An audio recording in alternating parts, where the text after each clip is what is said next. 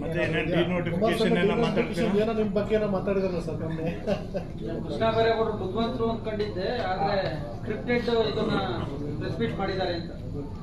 ಸ್ನೇಹಿತರೆ, ಈಗ ಮಾನ್ಯ ಕುಮಾರಸ್ವಾಮಿ ಅವರು ನನ್ನ ಬಗ್ಗೆ ವೈಯಕ್ತಿಕವಾದಂಥ ಮಾತುಗಳನ್ನು ಹೇಳಿದ್ದಾರೆ. ನಾನು ಯಾರ ಬಗ್ಗೆನೂ ವೈಯಕ್ತಿಕವಾಗಿ ಮಾತಾಡೋದು ನನ್ನ ಸಂಸ್ಕೃತಿ ಸಂಸ್ಕಾರ ಅಲ್ಲ. ನಾನು ಸಾರ್ವಜನಿಕ ಹಿತವಾಗಿ ಕೆಲವು ಪ್ರಶ್ನೆಗಳನ್ನು ಅವರಿಗೆ ಕೇಳಿದ್ದೇನೆ. ಅವರು ನನಗೆ ಹೆಬ್ಬೆಟ್ಟು ಅಂತ ಹೇಳಿದ್ದಾರೆ, ಫಾರಿನ್ ಅಂತ ಹೇಳಿದ್ದಾರೆ, ಮತ್ತೊಂದು ಮಗದೊಂದು ಹೇಳಿದ್ದಾರೆ. ಅವುಗಳಿಗೆ ನಾನು ಸತ್ಯ ಹರಿಶ್ಚಂದ್ರ ಇವ್ರು ನೋಡಿದ್ದೀನಿ, ಮಾಡಿದ್ದೀನಿ, ಇವ್ರು ಏನು ಮಾಡ್ತಾ ಇದ್ದಾರೆ ಅಂತೆಲ್ಲ ಮಾತಾಡಿದ್ದಾರೆ. ನಾನು ಯಾವತ್ತೂ ಕೂಡ ಸಾರ್ವಜನಿಕ ಜೀವನದಲ್ಲಿ ಯಾರನ್ನೂ ಕೂಡ ಹೆಸರುಗಳು ಕರೆಯೋದು, ನೇಮ್ ಕಾಲಿಂಗ್ ನನ್ನ ಸಂಸ್ಕೃತಿ ಅಲ್ಲ. ಏನು ಸಾರ್ವಜನಿಕ ಹಿತ ಅಡಗಿದೆ ಅದನ್ನು ಮಾತಾಡ್ತೇನೆ ಬಿಟ್ಟರೆ ವೈಯಕ್ತಿಕ ಹಂತಕ್ಕೆ ಇಳಿದು ಮಾತಾಡೋದು ನನ್ನ ಸ್ವಭಾವ ಅಲ್ಲ. ಅವರು ನನಗೆ ಇವರೇನು ಸತ್ಯ ಹರಿಶ್ಚಂದ್ರನ ಅಂತ ಕೇಳಿದ್ದಾರೆ. ನಾನಂತೂ ಯಾವತ್ತೂ ಸತ್ಯ ಹರಿಶ್ಚಂದ್ರ ಅಂತ ನಾನು ಹೇಳ್ಕೊಂಡಿಲ್ಲ. ಸತ್ಯ ಹರಿಶ್ಚಂದ್ರ ಥರ ಮಾತಾಡೋರು ಅವ್ರು ಮಾತಾಡ್ತಾ ಇದ್ರು ಬಿಟ್ರೆ ನಾವ್ಯಾವತ್ತೂ ಕೂಡ ಸತ್ಯ ಹರಿಶ್ಚಂದ್ರ ಥರ ನಾವು ಮಾತಾಡೋಕ್ಕೆ ಹೋಗಿಲ್ಲ. ನಾನು ಅವರಿಗೆ ಮತ್ತೆ ವಿಷಯಾಂತರ ಮಾಡೋದು ಬೇಡ. ನನ್ನ ಪ್ರಶ್ನೆಗಳು ಇಷ್ಟೇ. ಯಾರೋ ಅಸ್ತಿತ್ವದಲ್ಲೇ ಇಲ್ಲದೆ ಇರತಕ್ಕಂತಹ ದಾರಿಯಲ್ಲಿ ಹೋಗೋ ದಾಸಯ್ಯ ರಾಜಶೇಖರಯ್ಯನವರು, ಆ ರಾಜಶೇಖರಯ್ಯ ಯಾರು ಅಂತ ಇಲ್ಲಿವರೆಗೂ ಯಾರಿಗೂ ಗೊತ್ತಿಲ್ಲ. ಬೇನಾಮಿ ಡಿನೋಟಿಫಿಕೇಶನ್ಗೆ ಅರ್ಜಿ ತಗೊಂಡಿದ್ದು ನಿಜಾನಾ? ಈ ರಾಜಶೇಖರಯ್ಯ ಅನ್ನೋರ್ಗೂ ಸದರಿ ಜಮೀನಿಗೂ ಸಂಬಂಧನೇ ಇಲ್ಲದೆ ಇದ್ರೂ ಕೂಡ ರಾಜಶೇಖರಯ್ಯ ಅನ್ನೋರಿಂದ ಅರ್ಜಿಯನ್ನ ತೆಗೆದುಕೊಂಡು ಅದರ ಮೇಲೆ ಫೈಲ್ ಪುಟಪ್ ಮಾಡಿ ಅಂತ ಬರೆದಿದ್ದು ನಿಜಾನಾ? ಯಾರ್ದೋ ಜಮೀನಿಗೆ ಡಿನೋಟಿಫಿಕೇಶನ್ ಮಾಡಿ ಅಂತ ಕೇಳೋದಿಕ್ಕೆ ರಾಜಶೇಖರಯ್ಯ ಯಾರು? ಡಿನೋಟಿಫಿಕೇಶನ್ಗೆ ಫೈಲ್ ಅನ್ನ ಪುಟಪ್ ಮಾಡಿ ಅಂತ ಬರೆದ ಕೂಡಲೇನೆ ನಿಮ್ಮ ಸ್ವಂತ ಅತ್ತೆಯವರ ಜೊತೆಗೆ ಈ ಜಮೀನು GPA ಆಗಿದ್ದು ನಿಜಾನಾ ಅಥವಾ ಸುಳ್ಳ? ನಾನು ಈ ಪ್ರಶ್ನೆ ಕೇಳಲಿಕ್ಕೆ ಸ್ವಲ್ಪ ನೋವಾಗುತ್ತೆ, ಆದರೂ ಕೂಡ ಕೇಳ್ತೇನೆ. ಶ್ರೀಮತಿ ಅನಿತಾ ಅವರು ತಮ್ಮ ಧರ್ಮಪತ್ನಿಯವರು ಹೌದಾ ಅಲ್ವಾ? ಶ್ರೀಮತಿ ವಿಮಲಾ ಅವರು ನಿಮ್ಮ ಧರ್ಮಪತ್ನಿಯವರ ತಾಯಿ ಹೌದಾ ಇಲ್ವಾ? ಸ್ಪಷ್ಟೀಕರಣಕ್ಕೋಸ್ಕರ ಕೇಳ್ತಾ ಇದ್ದೇನೆ, ವಿಷಯ ಸ್ಪಷ್ಟ ಇರಬೇಕು. ಇದನ್ನ ನೀವು ಒಂದು ಕಡೆ ಈ ಜಮೀನನ್ನ GPA ಮಾಡಿಸ್ಕೊಂಡು ನಿಮ್ಮ ಕುಟುಂಬದ ಸದಸ್ಯರಿಗೆ GPA ಮಾಡಿಸ್ಕೊಂಡು ಒಂದು ಕೈಯಲ್ಲಿ, ಇನ್ನೊಂದು ಕೈಯಲ್ಲಿ ಡಿನೋಟಿಫಿಕೇಶನ್ಗೆ ಫೈಲ್ ಪುಟಪ್ ಮಾಡಿದ್ದು, ಇದು ನ್ಯಾಯನಾ? ಅಲ್ಲಿಗೆ ನೀವು ಫೈಲ್ ಪುಟಪ್ ಮಾಡಿ ಅಂತ ಹೇಳಿದ್ದು ಜಮೀನನ್ನ ಡಿನೋಟಿಫಿಕೇಶನ್ ಮಾಡಿಸಿ ನಿಮ್ಮ ಕುಟುಂಬದ ವಶಕ್ಕೆ ತೆಗೆದುಕೊಳ್ಳೋದಿಕ್ಕೆ ಲಾಭಕ್ಕಾಗಿನೇ ನೀವು ಫೈಲ್ ಪುಟಪ್ ಮಾಡಿದ್ರಿ ಅಂತ ಹೇಳಿದ್ರಿ ಅಂತ ಹೌದಾ ಇಲ್ವಾ?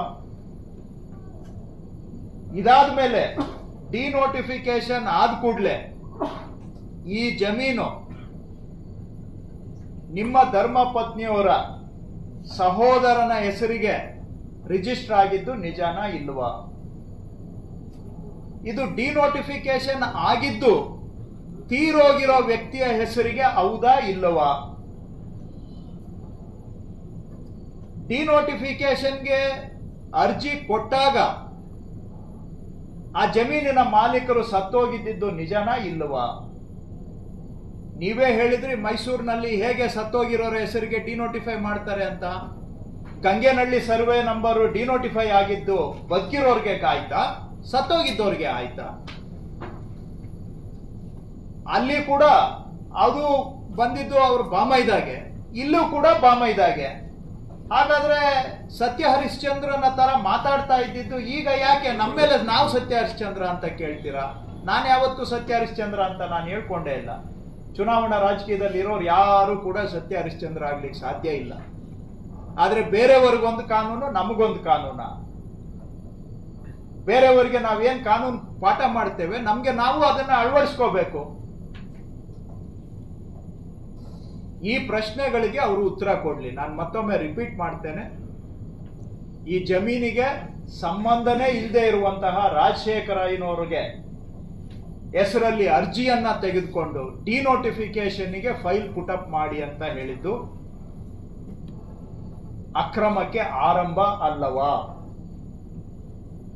ಡಿನೋಟಿಫಿಕೇಶನ್ಗೆ ಫೈಲ್ ಪುಟಪ್ ಮಾಡಿ ಅಂತ ಹೇಳಿ 2 ದಿನದಲ್ಲಿ ನಿಮ್ಮ ಕುಟುಂಬದವರು ಅದನ್ನ GPA ಮಾಡಿಕೊಂಡಿದ್ದು ಲಾಭ ಮಾಡಿಕೊಳ್ಳುವ ಉದ್ದೇಶದಿಂದ ಹೌದಾ ಅಲ್ಲವಾ? ಡಿನೋಟಿಫಿಕೇಶನ್ ಆಗಿದ್ದು ಸತ್ತೋದವರ ಹೆಸರಿಗೆ ಹೌದಾ ಇಲ್ಲವಾ? ಅದಾದ ನಂತರ ಡಿನೋಟಿಫಿಕೇಶನ್ ಆಗಿದ್ದ ಬೆಳೆ ಬಾಳುವಂತ ಜಮೀನು ನಿಮ್ಮ ಕುಟುಂಬದ ಸದಸ್ಯರ ಹತ್ರ ಇದೆಯಾ ಇಲ್ಲವಾ? ಇವೆಲ್ಲವೂ ಕೂಡ ನಿಮ್ಮ ಕುಟುಂಬದ ಸದಸ್ಯರ ಲಾಭಕ್ಕಾಗಿ ಡಿನೋಟಿಫಿಕೇಶನ್ಗೆ ಚಾಲನೆ ಕೊಟ್ಟವರು ಯಾರು? ಈ ಪ್ರಶ್ನೆಗಳಿಗೆ ಅವರು ಉತ್ತರ ಕೊಟ್ಟರು. ಅಲ್ಲ, ಅವರು 2-3 ಒಪ್ಕೊಂಡಿದ್ದಾರೆ. ಒಂದು, ನನ್ನ ಹೆಂಡತಿ ಅವರು ಅನಿತಾರು ಹೌದು ಅಂತ ಒಪ್ಕೊಂಡಿದ್ದಾರೆ. ಅತ್ತೆ ಆಸ್ತಿಯನ್ನ GPA ಮಾಡಿಸ್ಕೊಳ್ಳಿಕ್ಕೆ ಅವರೆಲ್ಲ ಸ್ವತಂತ್ರವಾಗಿದ್ದಾರೆ. ಆಸ್ತಿಯನ್ನ ಡಿನೋಟಿಫೈ ಆದ ನಂತರ ಅವ್ರು ಮಾರಾಟ ಮಾಡ್ಲಿಕ್ಕೆ ಅವ್ರ ಸಂಪೂರ್ಣ ಅಧಿಕಾರ ಇದೆ.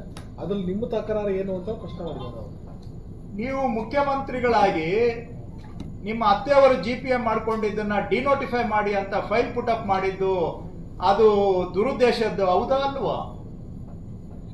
ಯಾರ ಲಾಭಕ್ಕಾಗಿ ಮಾಡಿದ್ದೀರಾ? ಅಕ್ಕಪಕ್ಕದೆಲ್ಲ BDA ನಿವೇಶನ ಆಗಿದೆ, ಯಾರೋ ಬಡವರಿಗೆ ಸೈಟ್ ಹಂಚಿಕೆ ಆಗಿದೆ, ಬಡವರಿಗೆ ಅಕ್ವೈರ್ ಆಗಿದ್ದಂತ ಜಮೀನನ್ನ ನಿಮ್ಮ ಕುಟುಂಬದವರ ವಶಕ್ಕೆ ಪಡೆದುಕೊಳ್ಳೋದಕ್ಕೋಸ್ಕರ ಡಿನೋಟಿಫೈ ಅಂತ ಯಾವಾಗ ಪುಟಪ್ ಮಾಡ್ತೀರಿ? ನಿಮ್ಮ ಕುಟುಂಬದವರು GPA ಮಾಡ್ಕೊಂಡಾಗ ನೀವು ಹೇಳ್ತೀರಿ ಪುಟಪ್ ದ ಫೈಲ್ ಅಂತೇಳಿ ಡಿನೋಟಿಫಿಕೇಶನ್ಗೆ. ಏನ್ ಉದ್ದೇಶ ಹಾಗಾದ್ರೆ? ನೀವು ಅಗ್ರಿಮೆಂಟ್ ಮಾಡಿಕೊಂಡು ಪುಟಪ್ ಮಾಡಿ ಅಂತ ಹೇಳಿದ್ದು ಯಾರಿಗೋ ರಾಜಶೇಖರನ್ಗೆ ಅಲ್ಲ, ಅಥವಾ ಯಾರೋ ಚಿಕ್ಕತಿಮ್ಮಯ್ಯ ಮಾಲೀಕರಿಗೆ ಅಲ್ಲ. ಅದು ನಿಮ್ ಕುಟುಂಬಕ್ಕೆ ಬಂದು ಸೇರ್ಕೊಳ್ಬೇಕು ಅಂತೇಳಿ ಆಯ್ತು. ನಿಮ್ ಕುಟುಂಬದವರು ಅದನ್ನ ಅರ್ಜಿ ಹಾಕೊಂಡಿದ್ದಿದ್ರೆ ಪರವಾಗಿಲ್ಲ, ಡಿನೋಟಿಫಿಕೇಶನ್ಗೆ ಫೈಲ್ ಪುಟಪ್ ಮಾಡಿ ಅಂತ ಹೇಳಿದ್ಯಾರು? ಡಿನೋಟಿಫೈ ಮಾಡಿದ್ದು ಯಡಿಯೂರಪ್ಪನವ್ರು, ನಾನಲ್ಲ ಅಂತ ಹೇಳಿದ್ದಾರೆ ಅವರು. ಫೈಲ್ ಪುಟಪ್ ಮಾಡಕ್ಕೆ ಹೇಳಿದ್ಯಾರು? ಲಾಭ ಯಾರಿಗಾಯ್ತು? ಲಾಭ ಯಡಿಯೂರಪ್ಪನವ್ರಿಗಾಯ್ತಾ, ಕುಮಾರಸ್ವಾಮಿ ಅವ್ರ ಕುಟುಂಬಕ್ಕಾಯ್ತಾ? ನೀವು ಅದೇ ಹೇಳ್ಬೋದು, ಮೈಸೂರಿನಲ್ಲೂ ಕೂಡ ಅದು ಜಮೀನ್ ತಗೊಂಡಿದ್ದು ಅವರ ಬಾಮೈದ ಅಂತ ಹೇಳ್ಬೋದು. ಅಲ್ಲಿ ಮಾತ್ರ ನೀವು ಪುಂಖಾನುಪುಂಖವಾಗಿ ಏನೇನೋ ಆರೋಪ ಮಾಡಿದ್ರಿ. ಸತ್ತೋಗಿರೋರ ಹೆಸರಿಗೆ ಡಿನೋಟಿಫೈ ಆಯ್ತು, ಹೆಂಗಾಗುತ್ತೆ ಸಾಧ್ಯ? ಕಾನೂನಲ್ಲಿ ಎಲ್ಲ ಅವಕಾಶ ಇದೆ ಅಂತ ಮಾತಾಡಿದ್ರಿ. ಇದ್ರಲ್ಲಿ ಹೆಂಗೆ ಆಗುತ್ತೆ ಹಾಗಾದ್ರೆ ಸತ್ತೋಗಿರೋರ ಹೆಸರಿಗೆ ಡಿನೋಟಿಫಿಕೇಶನ್? ನೀವು ಕೇಳಿದ ಪ್ರಶ್ನೆನ ನಾನು ನಿಮ್ಗೆ ಕೇಳ್ತಾ ಇದ್ದೀನಿ, ಉತ್ತರ ಕೊಡಿ.